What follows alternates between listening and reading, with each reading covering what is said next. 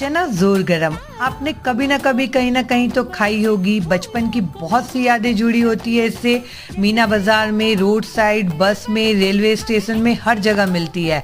तो इसे बनाना भी बहुत ही ईजी है। काले चने को पानी में सिर्फ 4 मिनट के लिए बॉईल करके निकाल लेना है और उसे टॉवेल में अच्छे से दबा के ना छोड़ देना है 8 घंटे के लिए। 8 घंटे बाद आप जब देखेंगे ना तो चना जो है ना वो अच्छे से सॉफ्ट हो चुका होगा। फिर थोड़े थोड़े चने निकाल के ना हम इस तरीके से इसे कूटते जाएंगे, प्रेस करते जाएंगे तो ये अपने आप ये शेप ले लेगा। मैंने सारे देखे कितने बढ़िया दिख रहे हैं, बना लिए हैं। अब इसे क्या करेंगे ना, गरम तेल में फ्राई करेंगे क्रिस्प होते तक के, लो टू मीडियम फ्लेम पे। और गरम गरम में ही ना हम इसमें मेंशन किए हुए सारे मसाले मिक्स करके, मसाले तैयार करके इसमें हम मिक्स कर देंगे। और आप इसे ना स्टोर करके रख सकते हैं 1 महीने तक के, बिल्कुल खराब नहीं होगा। चाहे तो इसका चाट बना के एंजॉय कर सकते हैं।